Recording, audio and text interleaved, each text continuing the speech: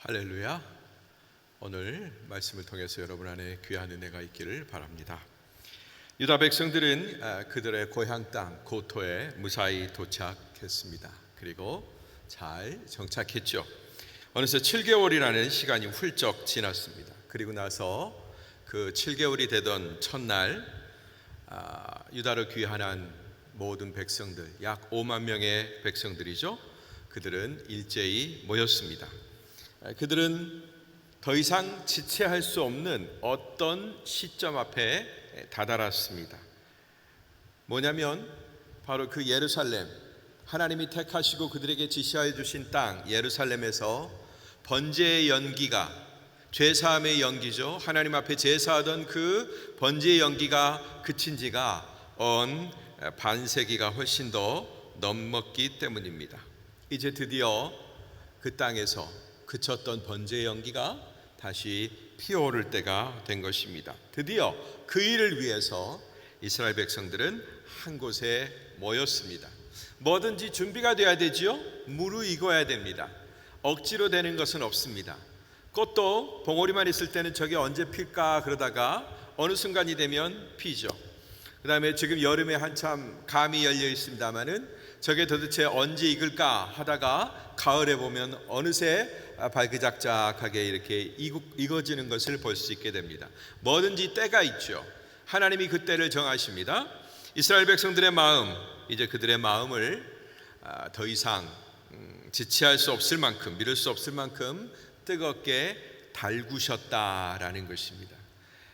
마치 압력밥솥을 누르고 한참 누르고 있으면 삐 소리가 나고 김이 피오르는 소리가 들리는 것처럼 이스라엘에게 그 성전 짓고자 하는 그런 열망이 달아올라서 더 이상 어떻게 주체할 수가 없는 그런 상황까지 만드셨다라는 것이죠. 그러면 그들이 모여서 어떤 일을 벌였나 우리가 그것을 살펴보도록 하겠습니다. 2절 말씀을 함께 보았으면 좋겠네요. 2절 말씀만 보겠습니다. 시작. 그때 요사닥의 아들 예수아와 동료 제사장들과 스알디엘의 아들 스룹바벨과 그 동료들이 일어나 이스라엘의 하나님의 제단을 다시 짓기 시작했습니다. 하나님의 사람 모세의 율법에 기록된 대로 그 위에 번제를 드리기 위해서였습니다. 이윽고 이스라엘 백성들과 그 지도자들은 어떤 일을 벌이기 시작했습니다. 그것은 바로 모세의 율법대로 번제를 드리기 위해서 제단을 쌓는 거였다라는 거죠. 제단을 쌓기 위해서 그들은 모였다. 근데 여러분 이상합니다. 제단이 어디에 있는 거냐면 제단은 원래 그 큰 성전이라고 하는 그 교회 안에 들어가 있는 일부인 거예요. 그죠? 그러니까 우리가 언뜻 생각할 때 성전을 먼저 짓는 것이 맞아요. 그죠? 성전을 짓고 그 안에 어떤 물건들이 들어가는 게 맞습니다. 아니 건물 지을 때 인테리어부터 시작하는 사람들이 어디가 있어요? 장롱부터 사는 사람들이 어디가 있습니까? 다 그 건물을 완성하고 난 다음에 그 다음에 필요한 것들을 갖다 놓는 거죠. 그런데 재미있게도 예배의 처소가 되는 성전이 짓기 전인데도 불구하고 그들은 번제를 드릴 제단을 먼저 쌓았다라는 것입니다. 그들은 건물인 성전보다 예배 회복, 하나님 앞에 제사를 드리는 그 제사가 훨씬 더 급선무라는 사실을 알고 있었던 것입니다. 사실 그래서 이 성전 재건은 이 예배를 재개하는 것부터 시작이 된 것입니다. 그런데 우리가 여기서 한 가지 주목해 볼 것이 있습니다. 사실 그들 안에는 두려움이 있었어요. 지금 많은 유대인들이 모여서 뭔가를 시작하려고 뜻을 모으고 힘을 모으고 한 것 같은데 여전히 그들 마음 가운데는 두려움이 있었다라는 것입니다. 그들이 거주하는 그 땅의 다른 민족들을 두려워했다라는 거예요. 그 땅을 자기들 한참이나 비워놨었죠. 비워놓은 그 예루살렘 땅에 다른 이방 민족들이 들어와 살기 시작했습니다. 그리고 그들은 다시 돌아와서 자기 땅으로 돌아온 거예요. 그들은 이미 다수가 아니라 소수가 되어 있었습니다. 강자가 아니라 약자가 되어 있었습니다. 그러니까 그 땅에 이제 털을 닦고 주인인 척 살아가는 사람들의 눈치를 안 볼 수가 없는 거죠. 그런데도 불구하고 그들은 거기에서 제단을 쌓고 제물을 드리며 제사를 드렸다라는 거죠. 더구나 자신들의 소유를 곱지 않게 지켜보는 시선들이 수두룩했어요. 조금만 잘못하면, 이제 우리가 에스라를 계속 보면 알겠습니다만은, 조금만 이상한 행동을 벌이면 당국에 신고하고 페르시아 제국에 신고하고 상소를 올리고 민원을 올리는 그런 많은 사람들이 거기에 수두룩했기 때문입니다. 그런데도 그들은 두려운 마음이 분명히 있는데도, 우리가 두려운 마음을 물리치고 나서 어떤 일을 하는 거지, 두려운 마음이 여전한데 뭔가를 하기는 어렵지 않습니까? 그죠? 뭔가 긴가민가한데, 저 남자가 진짜인가 가짜인가 한데 결혼부터 하는 자매들이 있을까요? 반대도 마찬가지고요. 뭔가 내 마음 가운데 두려움이 사라지고 확신이 생겼을 때 우리는 일을 벌이는 것입니다. 그러나 그들은 여전히 그들 마음 가운데 두려움이 상존하고 있었음에도 불구하고 크나큰 일을 벌이는 것입니다. 그들의 하나님 여호와께 제사를 드렸다라는 것입니다. 그리고 곧이어 아침 저녁으로 보란듯이 번제를 드렸어요. 한편으로는 분명히 엄연히 두려움이 자리하고 있었지만, 또 한편으로는 과감하고 용감했던 그들을 바라보게 되는 것입니다. 우리의 삶이 이와 같은 거예요. 우리는 핍박에 대한 두려움, 실패에 대한 두려움, 뭔가 잘못될 거에 대한 두려움, 이런 것들을 가지고 있습니다. 그럼에도 불구하고 우리는 하나님을 예배하는 자리, 하나님을 섬기는 자리에 과감히 나아가죠. 공권력이 정말로 강압적으로 우리나라를 이렇게 두르고 교회를 억압할 때 우리 마음 가운데는 두려운 마음이 분명히 있습니다. 당국에게 신고받으면 어떡할까, 그런 여러 가지 마음들이 있고, 불이익을 당하면 어떡할까, 이런 마음들이 분명히 있습니다. 그럼에도 불구하고 우리는 주 앞에 나와서 예배를 드리는 것입니다. 상존하고 있습니다. 두 가지는 병행합니다. 이것이 바로 우리가 신앙생활을 하고 있는 우리의 현장이요, 현실의 모습인 것입니다. 뿐만 아니라 그들은 가장 중요한 명절인 초막절도 성대하게 지켰습니다. 번제도 율법대로 아주 정해진 횟수대로 정확하게 드렸어요. 이것은 바로 유다 자신들의 그 정체성을 확립할 수 있도록 그들의 지도자들이 얼마만큼 열심히 노력했는지를 우리는 여기서 보게 됩니다. 그리고 예물도 드렸어요. 제사만 드리는 것이 아니라 하나님 앞에 드려야 될 마땅한 예물도 즐거이 드리는 모습을 보게 됩니다. 이렇게 해서 유다는 점차 그들의 창조자이시고 구원자이시고 회복자이신 여호와 하나님 앞에 점점 가까이 나아갔다라는 것입니다.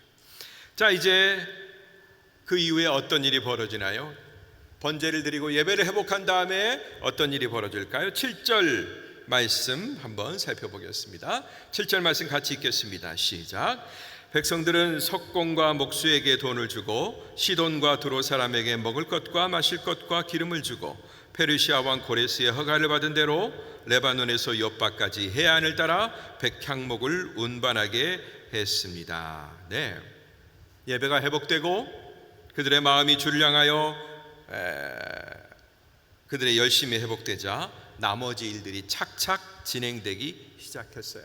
여전히 그들은 적은 수예요.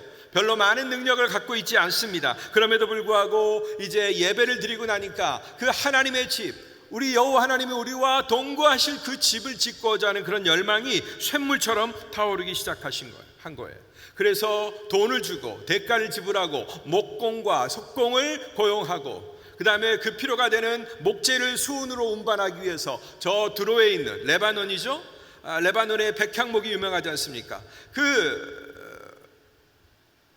레바논의 백향목을 이스라엘까지, 유다 땅까지 이동하기 위해서 그 두로 사람들에게 대가를 지불하고 목재도 준비하는 그런 모습을 보게 되는 것입니다. 그리고 마침내 귀환한 지 2년하고 둘째 딸이 되었을 즈음에 그들은 당장에 성전 짓는 일을 시작하는 것을 보게 됩니다. 그리고 20세 이상 되는 레위인을 붙여서 그 일을 감독하게 했어요. 왜 감독하게 했을까요? 여러분, 감독을 하지 않게 되면 그냥 인간이 원하는 대로 만들어지는 거예요. 하나님의 성전인데 바알의 신전이 만들어질 수도 있고 아세라의 신전이 만들어질 수도 있고, 그 땅에 이미 자리 잡고 있는 그 사람들의 신전을 본따서 그냥 그 모양대로 예배처소니까 교회니까 그냥 이대로 하면 되는 것 아닙니까? 하는 그런 인간의 논리에서 쉽게 성전이 지어질 수 있겠죠. 그러나 여호와 하나님이 지시한 그 식양대로 짓게 하시기 위해서 하나님은 20세 이상 레위인을 붙여서 그 일에 성전의 모든 일들의 하나하나를 감독하게 하셨다라는 것을 보게 됩니다. 자, 이제 그러고 나니까 어떤 반응들이 일어날까요? 11절 말씀을 읽어보겠습니다. 11절 같이 읽습니다. 그들은 여호와께 찬송과 감사의 노래를 불렀습니다. 여호와는 선하시니 이스라엘 향한 그분의 인자하심이 영원하다. 온 백성들이 여호와께 큰 소리로 찬양하며 함성을 질렀습니다. 하나님의 집에 기초가 놓였기 때문이었습니다. 시작이 절반이라고 했던가요? 성전의 기초가 드디어 놓이게 되었습니다. 성전의 기초가 놓이니까 제사장들은 보관해 두었던 예복을 입고 나팔을 들고 나팔을 불니다.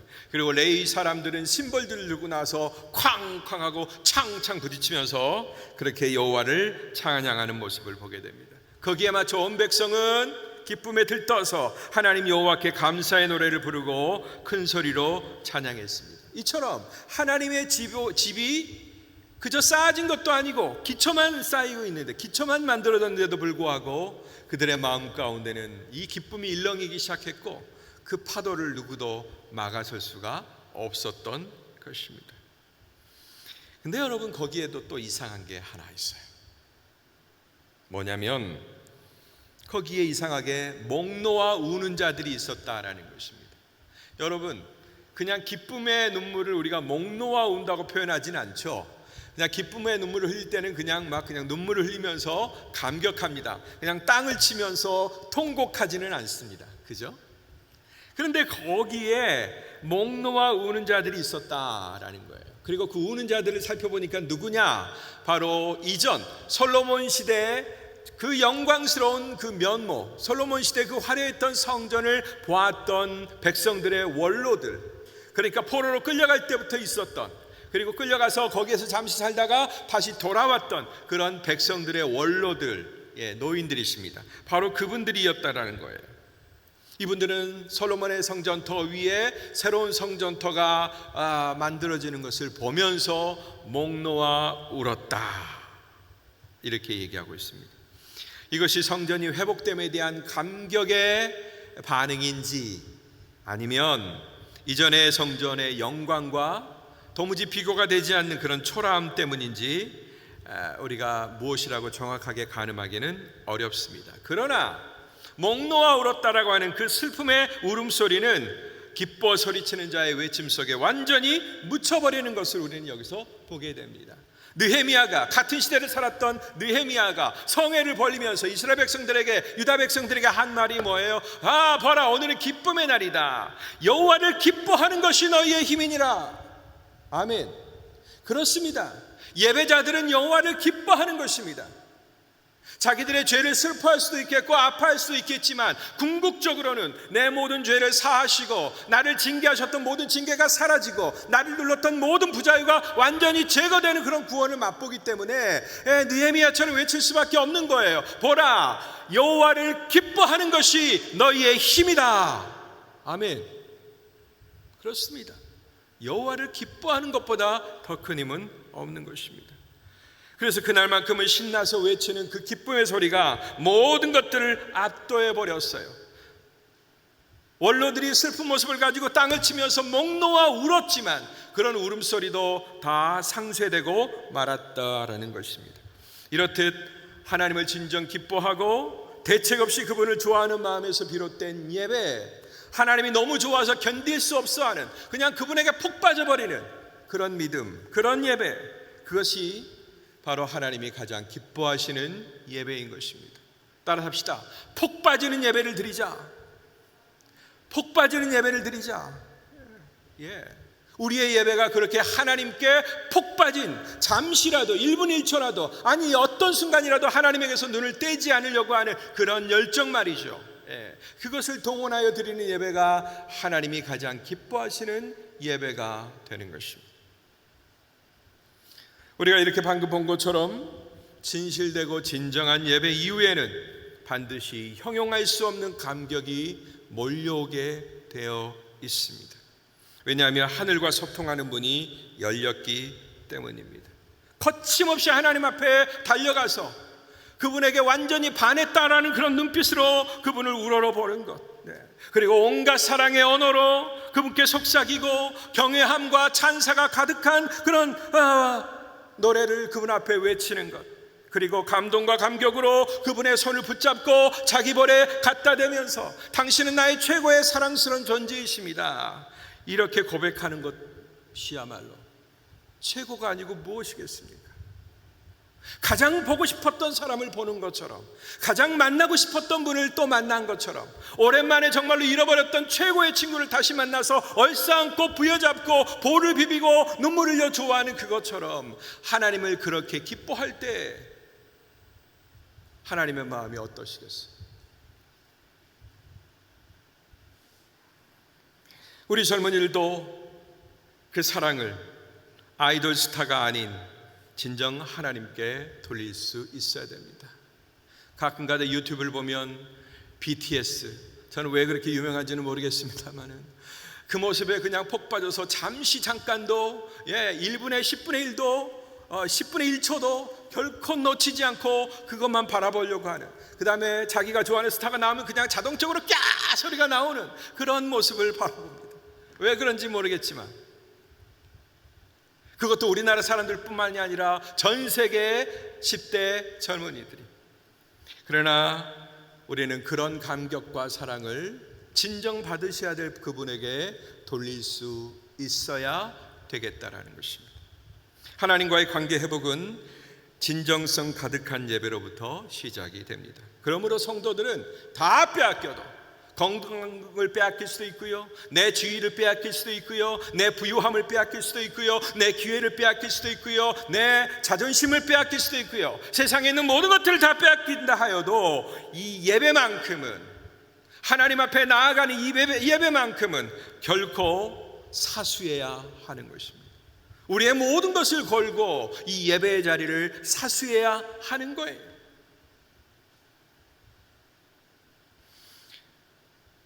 그런데 불행하게도 최근에 우리는 그 하나님과의 관계를 끊어놓으려고 하는 전대미문의 공격에 직면해 있습니다. C19라고 하는 악종 바이러스의 출현, 그거의 확산, 온 세상을 이렇게 두렵게 만드는 존재가 언제 또 출현했는지 모르겠어요. 그냥 마구마구 전진하고 마구마구 발전하고 마구마구 행복을 향해 막 치달을 줄 알았던 이 세상 가운데 완전히 브레이크를 걸어버리는 그런 존재가 등장했고 확산되었습니다. 또 그 확산을 막으려고 거의 무제한 쪽으로 동원되고 있는 공권력, 또 그 바이러스의 공격에 대한 우리 개개인들이 모인 그 사회적인 두려움들, 이것들이죠. 바로 이것들은 성도를 예배 자리로 모이지 못하게 하는 강력한 요소로 작용하고 있습니다. 지금까지도, 오늘 이 순간까지도, 우리가 예배하고 있는 이 현장까지도 바로 그것이 우리의 예배를 가로막는, 하나님과의 회복을 가로막는 가장 강력한 요소로 작용하고 있는 중이라는 말입니다. 그런데 사실 여러분, 이렇게 교회 바깥으로부터 오는 외부적 압박 요소는 사실은 진짜 무서운 게 아닙니다. 이런 핍박이 없었게요? 교회사 전체를 보면 교회를 향한 이런 핍박이 없었습니까? 아니요. 말도 못하게 무서운 핍박이, 그것도 뭐 멀리 갈 것도 없고 우리나라에서도 100년도 전에, 100년 되기도 전에 우리에게 이런 엄청난 핍박이 있었다라는 것을 우리는 알고 있습니다. 그동안 교회는 유구한 역사를 통해서 그런 핍박과 박해를 무수하게 받아왔고, 그때마다 교회 성도들은 특유의 믿음으로 잘 극복해 왔습니다. 어떻게 보면 이 핍박과 박해는 오히려 교회를 더 강하게 하고 연단하는 그런 요소가 될 수 있습니다. 외부적 요소 때문에 교회가 무너지지는 않아요. 한번 두고 보세요. 만약에 이 나라 정부가 정말로 교회를 압박한다면, 모든 공권력을 동원해서 우리를 꼼짝 못하게 하고, 마치 옛날 공산 정권처럼, 일제 정권처럼, 그 다음에 중세시대의 어떤 그런 정권들처럼, 초대교회 많은 핍박하는 그런 로마의 세력들처럼 그렇게 우리를 박해한다고 해보십시오. 우리가 죽을까요? 우리가 무너질까요? 천만의 말씀입니다. 우리는 더 우뚝, 더 건강하게 일어날 것입니다. 그건 교회 역사가 증명합니다. 차라리 저는 어떻게 보면 그런 역사가 왔으면 좋겠다 여길 때도 있습니다. 그러나 이제는 이보다 훨씬 더 심각한 것이 우리에게 다가오고 있음을 우리는 깨달아야 합니다. 그 공격은 여태까지 정체를 드러내지 않았으나 점점 그 실체를 드러내고 있습니다. 그것은 바로 우리 교회 내부 안에서 발생시키는 두려움입니다. 우리 스스로 우리 자신에 대해서, 우리를 돌보시는 분에 대해서, 우리와 관계 맺으신 그분에 대해서 확신하지 못하도록 만든다라는 것입니다. 언제부터인가 사단은 교회로 하여금 스스로 자신감을 잃게 하는 그런 전략을 사용하고 있습니다. 머지않아 교회 사람들이 더 이상 모이지 않을지도 모른다라는 그런 두려움을 우리 가운데 심어주고 있고, 그런 증거들을 막 우리에게 보여줍니다. 봐, 점점 자리가 비어가고 있잖아. 저 봐, 교회가 무너지고 있잖아. 봐, 주일학교에 아이들이 나오지 않잖아. 네, 그럴싸한 여러 가지 증거들을 우리에게 쏟아주고 있습니다. 우리도 많은 부분에서 그 부분에 대해서 긍정하고 인정할 수밖에 없는 객관적인 자료들을 우리에게 보내주고 있는 것입니다. 저 그리스도의 세력들이 익히는 이 부정적인 여론과 비난을 수긍하고 인정하고 받아들이게 합니다. 너희 교회를 보라. 너희 교회의 못난 모습을 보라. 너희 교회들의 문제점을 보라. 너희들이 이 세상을 위하여 유익을 주는 것이 아니라 도리어 세상을 못살게 굴고 있지 않은가 하면서 우리를 공격할 때, 인권에 대한 교육을 받은 우리들, 이 세상 사조로 상당히 많이 오염된 우리들 마음 가운데 뭐가 생겨요? 그 말이 옳구나, 그럴싸하구나 라는 그런 수긍하는 마음이 우리 가운데 생긴다라는 것입니다. 오직 말씀에 근거해야 될 교회의 정체성을 회색으로 물들이고 타인과 타 종교와 조화를 이루어야 된다라는 명목하에 우리의 반듯한 교리, 절대 지켜야 되는 그런 교리들을 두루뭉실하게 깎아버리고 있습니다. 나중에는 교회 스스로 우리 자신을 그저 보편적 종교 집단, 많은 종교 가운데 하나의 종교로 그렇게 인식하게 하는 것입니다. 경계가 모호해진 이 교회 구성원들은 점점 어떻게 됩니까? 모여도 좋고 안 모여도 그만인 그런 지경에 이르게 된다라는 것입니다. 그렇게 됐을 때 어떻게 될까요? 교회의 정체성은 점점 희미해지고 복음의 역동성은 심각하게 훼손을 당하는 것입니다. 뭐하러 그렇게 열심히 전도해야 되나? 뭐하러 그렇게 목숨 걸고 우리는 전도하고 선교해야 되나? 네, 벌써 그런 마음들이 우리에게 닥친다라는 거죠. 그로 인해 교회는 자칫 무엇인지도 모르는, 그리고 왜인지도 알 수 없는 껍데기 부흥과 성장을 추구하게 됩니다. 갈수록 상업화되고 자본주의화된 교회들이 난립하게 된 것이죠. 교회인지 친목단체인지 이종교인지 저종교인지 전혀 구별이 안 가는, 사단이 노리는 것이 여러분 바로 이것이라는 것을 알아야 됩니다. 따라합시다. 사단은 물타기 대장이다. 물 타는 것입니다. 물을 타버립니다. 우리가 누구인지를 헷갈리게 만듭니다. 우리가 가야 될 목표가 어딘지 모르게 만듭니다. 다 두리뭉실하게 좋은 게 좋은 거라고. 그게 사단이 가장 즐겨 사용하는 말입니다. 아이고 조금 양보합시다. 좋은 게 좋은 거 아니요. 같이 가야 되지 않습니까? 같이 살아야 되지 않습니까? 왜 당신들만 그렇게 특별해야 됩니까? 그렇게 우리의 특수성을, 우리의 절대성을 그렇게 무너뜨리는 것입니다. 성결한 교회는 또 그것을 추구하는 우리들은 결코 이 함정에 빠지지 말아야 되는 것입니다. 설득당할 수 없습니다. 사도 바울도 디모데에게 그 중요한 가르침을 주고 있습니다. 디모데전서 3장 15절 후반절에 이렇게 말씀이 기록되어 있습니다. 이 집은 살아계신 하나님의 교회요 진리의 기둥과 터다. 함께 읽겠습니다. 시작. 이 집은 살아계신 하나님의 교회요 진리의 기둥과 터다. 여러분, 이 교회가 어떤 곳이라고요? 하나님의 교회라는 거예요. 살아계신 하나님의 교회라는 거예요. 이스라엘 유다 당시의 성전이 하나님의 살아계신 하나님의 집이었듯이 바로 오늘날의 교회가 뭐라고요? 살아계신 하나님의 교회라는 거예요. 그 다음에 진리의 기둥과 터라는 것입니다. 오늘 성전터를 다시 건축하는 걸 봤죠? 진리가 서야 할, 진리의 기둥이 우뚝 서야 돼. 바로 그 터요, 바로 그 기둥이다라는 것입니다. 교회가 무너지면 진리가 무너지는 것입니다.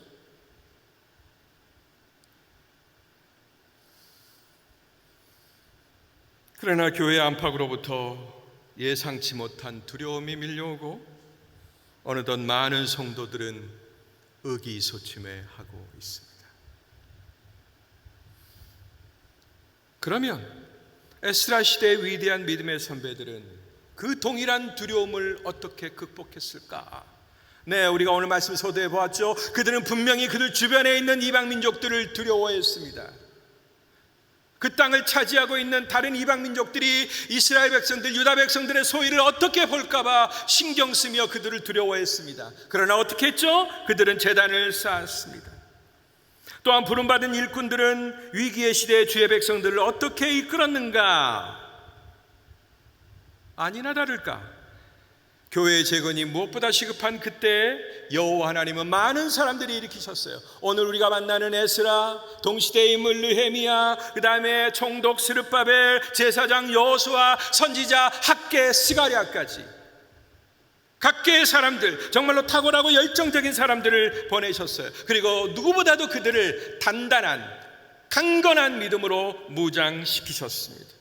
그들은 일치된 뜻을 가지고 각자의 하는 역할들은 다 달랐지만 어떤 사람은 제사장이요, 어떤 사람은 말씀을 연구하는 학사요, 또 어떤 사람은 백성들이 이끄는 총독이요, 각각 또 어떤 사람은 하나님의 말씀을 선포하러 온 선지자였지만 그들은 일치된 뜻을 가지고 주의 백성 유다를 고무시켰다라는 것입니다. 하나님의 뜻을 실현하게 하기 위해서, 하나님의 성전 짓는 일에 그들의 모든 것들을 동원하게 하기 위해서. 이렇게 위대한 재건은 단지 기계적으로 누가 시켜서 된 일이 아니었습니다. 페르시아 왕 고레스가 명령한 그것 때문에 일어난 일도 아닙니다. 그는 원인도 아니고 동인도 될 수가 없습니다. 그렇다면 여러분, 우리는 이 어둠의 시대에 이 암흑의 상황을 어떻게 돌파해야 될까요? 생각해 보셨습니까?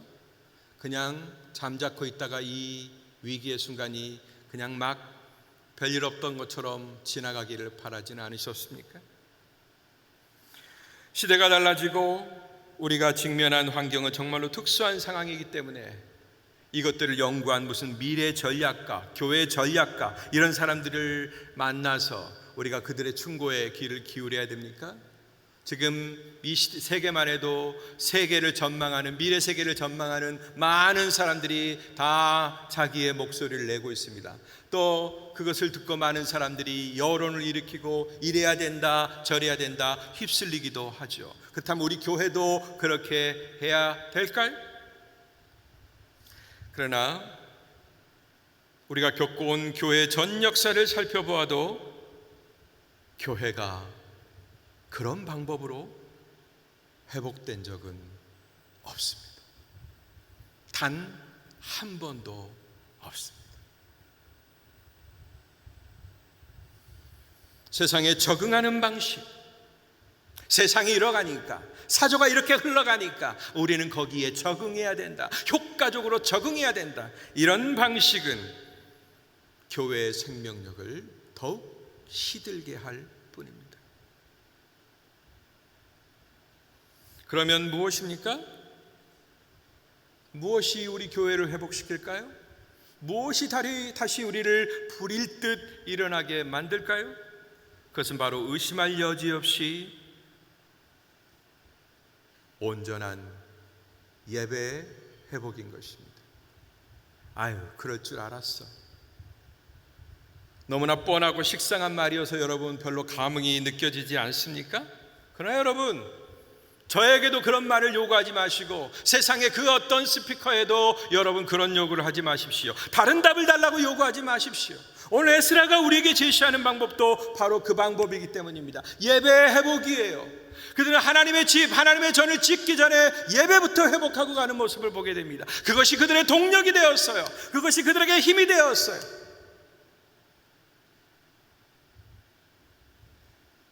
그 본질을 회복하기 위해 우리가 할 수 있는 최선은 무엇인가? 오늘 우리가 할 수 있는 최선은 무엇인가? 그것은 바로 하늘의 하나님께 타전하는 것입니다.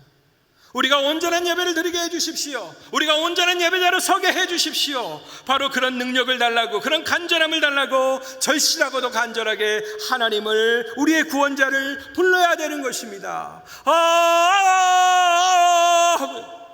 아버지, 내 처지가 이렇습니다. 내가 죽게 되었습니다. 하나님, 우리 교회가 이렇습니다. 타잔이 외쳤던 것처럼 라고 외쳐야 돼요. 타잔도 수렁에 빠지지 않습니까? 그랬을 때 어딘지도 모르는 코끼리가 달려와서 그 수렁 가운데서 타잔을 건져주는 것을 우리는 영화 속에서 보았잖아요. 그러면 그 소리를 기다리셨던 주님이 번개처럼 달려와서 우리를 도와주실 것입니다. 수렁에 빠져서 허우적거리는 어프어프하면서 금방 죽어가는 우리들을 그 팔을 붙들고 더 이상 그 수렁 속에 함몰되지 않도록 우리를 건져주실 것입니다. 능력의 팔로 우리를 붙들고 그 진창에서 우리를 그냥 쪽쪽 빨아들이고 있는, 쏙쏙 빨아들여서 사망의 그 음침한 그 상황 속으로 완전히 덮어버리게 만드는 그 수렁에서 우리를 꺼내어 주실 것입니다. 꺼내만 주시나요? 아니죠. 우리를 맑은 물과 시원한 폭포수가 흘러내리는 그곳으로 보내실 것이에요. 그 시원한 물이 마구마구 쏟아지는 그곳에서 우리 몸에 덕지 붙은 그 탐욕의 진흙 덩어리들, 그것들을 말끔하게 씻어 주실 것입니다. 엉키고 설킨 그 부자 위의 덩쿨들, 나를 묶고 있던 그런 덩쿨들을 다 벗겨주실 것입니다. 이것이 바로 우리 주님이 그의 성도들에게, 외치는 자에게, 주를 찾는 자에게, 구하는 자에게 주시는 해방이요 구원인 것입니다. 그 구원을 맛보고 해방을 맛본 자들이 누굽니까? 바로 성도들이요, 그 성도들의 모임이 교회지요.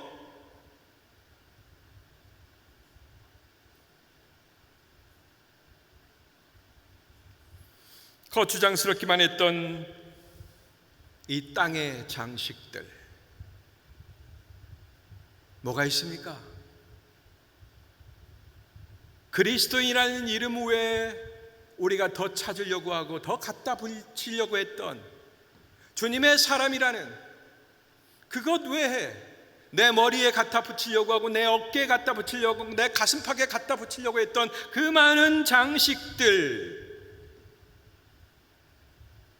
육체적 감각만을 북돋우는 기계의 효과들, 감동이 없는데 감흥한 것처럼 느끼게 하는, 뜨거워지지 않았는데 뜨거워진 것처럼 느끼게 하는 그런 효과들을 우리는 가차없이 버리고, 정말로 가차없이 배설물처럼 그렇게 버리고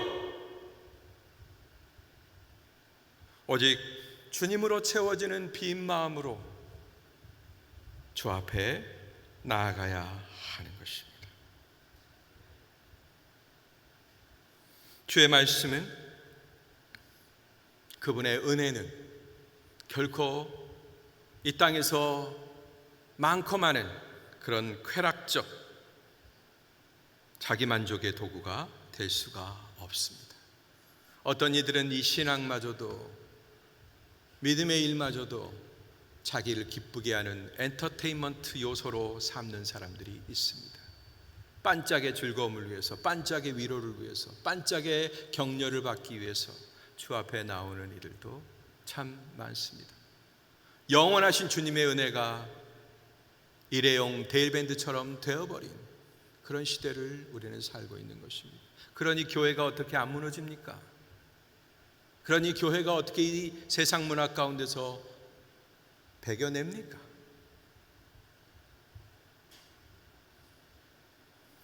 우리들의 교회는 세속과 같은 힘을 형성하려는 그런 집단이 될 수는 없습니다.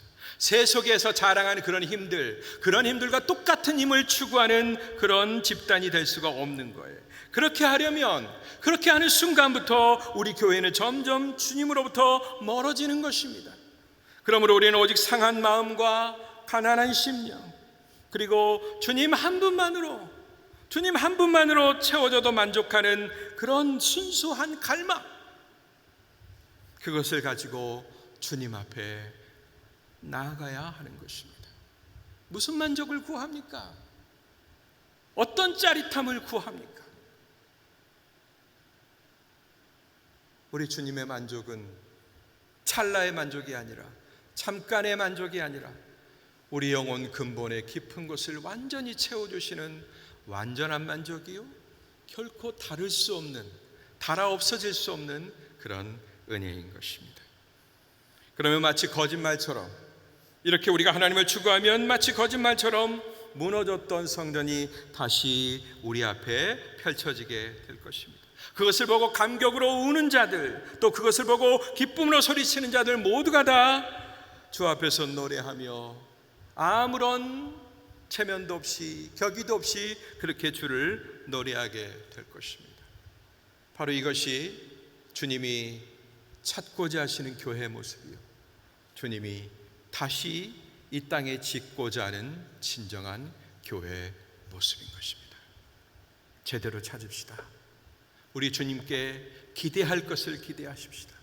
그랬을 때 주님의 교회는 재건되지 말라고 해도 재건되는 축복이 일어나게 될 것입니다. 그 일에 기쁨으로 참여하는 저와 여러분들 되시기를 주의 이름으로 축복합니다. 기도하겠습니다. 하나님 아버지, 그 아름다운 하나님의 집, 영광스러운 하나님의 집을 짓기에 앞서 그들은 제단을 쌓고 하나님 앞에 먼저 예배하는 그런 사람들이었음을 우리가 말씀 속에서 만났습니다. 하나님이 보내셨던 지도자들은 바로 이 중요성을 깨닫고 예배를 회복하고 하나님의 집을 회복하도록 수많은 백성들을 격려하고 고무시켰던 것들을 우리가 보았습니다. 하나님, 이 새바람이 우리 조국교회 안에 일어나게 하여 주시옵소서. 수많은 주의 사람들이 불꽃처럼 일어나 정말로 하나님 앞에 순전한 마음, 가난한 마음으로 나아가서 온전한 예배를 회복할 수 있도록 도와주시고, 나의 만족과 유익이 아닌, 나의 짜릿함이 아닌 하나님의 영광을 도모하고 추구하며 그렇게 멋진 교회로 세워져 갈 수 있도록 하나님 역사하여 주시옵소서. 제단을 일으켜 주시옵소서. 의인들의 제단을 일으켜 주시옵소서. 우리 구주 예수님 이름으로 기도드리옵나이다.